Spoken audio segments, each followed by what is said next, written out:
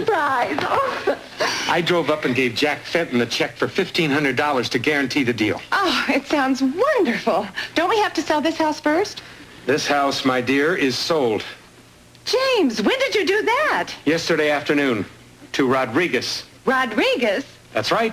Our Rodriguez? Uh-huh. Oh, James, there's no way he can back out. Not a chance. We shook.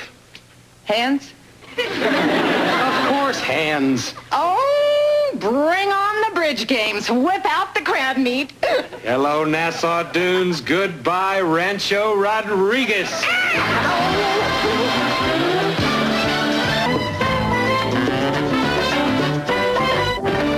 Hello, Maria.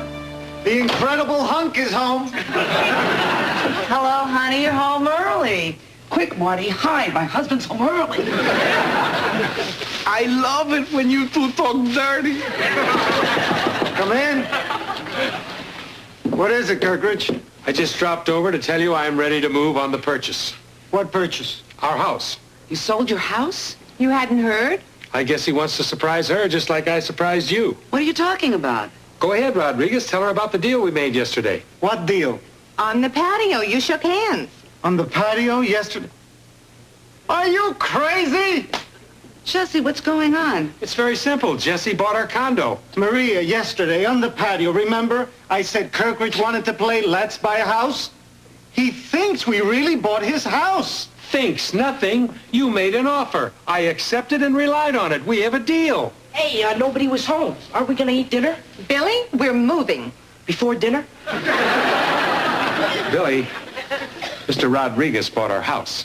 Wow, what are you gonna do with two houses? I mean, if one was in the mountains, okay, but to go next door for the weekend sounds a little strange. Billy, sit down and be quiet.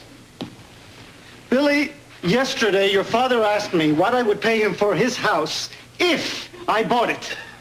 And I went along with him and told him what I would pay if I was buying it. It was a firm deal. I heard it distinctly. You hear what you want to hear. Jesse's right. Now, luckily, no harm's been done, so why don't you just forget it? Forget it. What about the $1,500 I put down on our new house? You bought a house on the basis of our fight yesterday? I don't believe it. Well, believe this. If I lose that deposit because you back out of our deal, that money is coming out of your pocket, not mine. Oh, yeah? And where are you going to find the army to get the $1,500 from me? I don't need an army. All I need is Al Fleckman. Who, dear? Of Fleckman, Durman, and Fleckman. And Fleckman. You're going to sue us? By the time Al Fleckman is done with you, you won't have a pot to plant in. Why are you talking about lawyers? You can sue each other for nothing on Citizens Court. Citizens what? Citizens Court. It's a television show, Dad. You don't use lawyers. The judge lets each of you present your case, and then he makes the final decision. Little hint, Kiki, if you're going to be on camera, touch up your roots. Worry about yourself, Maria. And wear your girdle so you'll fit in the witness box. Today in Citizens Court, we have one of the most unusual cases we've ever heard. These are the plaintiffs, James and Cookie Kirkridge. They claim that they lost $1,500 because their neighbor withdrew his offer on their condominium. These are the defendants, Jesse and Maria Rodriguez, the neighbors. They claim the plaintiffs imagined there was an offer and acted stupidly on it. They claim no responsibility for the consequences of casual backyard conversation. Citizens Court is now in session. Judge Ellsworth presiding over the case of the Condomaniacs.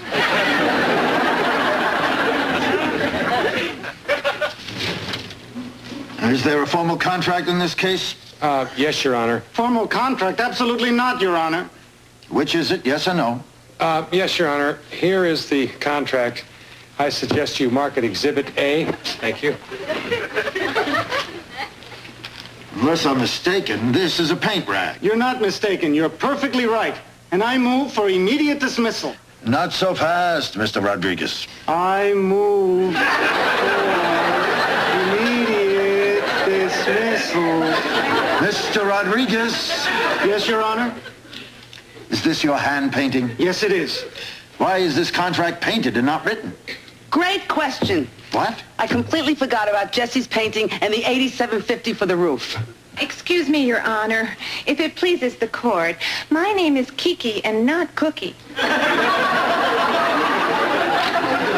The court is pleased. Now, can we get back to the issue here? Mr. Rodriguez, is this the amount you agreed to pay Mr. Kirkridge for his condominium? Your Honor, may I approach the bench? No. You want to come down here? What do you have to say, Mr. Rodriguez? Yes, I did put down that figure, but I was only fooling around.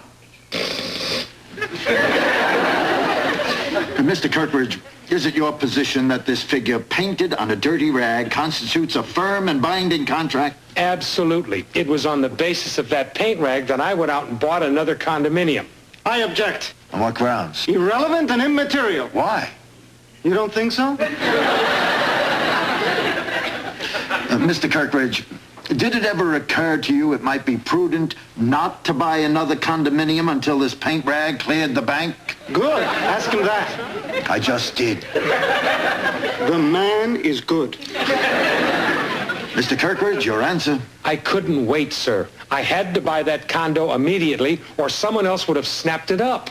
It has a sunken marble bathtub Where is it located? in the bathroom. Kiki. Nassau Dunes, Your Honor. Oh, yes, I know the place. Well, we've got the prettiest little condo up there. We're located right on the first fairway overlooking the artificial lake. Isn't it amazing that a man who can buy such a wonderful condo can't come up with the $87.50? I don't want to hear about the $87.50. Maria, the judge doesn't want to hear about the $87.50. And the judge doesn't want to hear another word out of you either. And the judge doesn't want to hear another word out of me either. Now, all this case is about is the $1,500 and who is obligated to pay it. Rodriguez. Rodriguez, Your Honor. If you don't mind, Mr. Kirkridge, I will now take the matter under advisement and then render my decision. Recess. While Judge Ellsworth is in his chambers, there's a marvelous human interest story unfolding here. A modern Romeo and Juliet. A real-life version of West Side Story. Ladies and gentlemen, this is Scott and Linda. Linda is the daughter of the defendants, and Scott is the son of the plaintiffs. Scott and Linda are husband and wife. It must be very uncomfortable for you to watch your parents fight like this. Oh, no, we're used to it. They do it all the time. Whose family is usually at fault? His. Just 1 second. You will admit, dear, that your father does like to make fun of my father. He doesn't make fun of him. He just jokes about him being short and bald. I don't think that's anything to joke about. Maybe not, but at least my father doesn't get upset when your father jokes about his pants. Your father always gets upset. You're just not objective about him. I'm as objective about him as you are about your father. Don't raise your voice to me, Scott. Who should I raise my voice to? You are the one who is angry for no reason at all. No reason at all. You haven't heard a word I've said. I've heard everything you said, and it's all been garbage. Garbage? Yes, garbage. Thanks, kids. The judge is returning with his decision.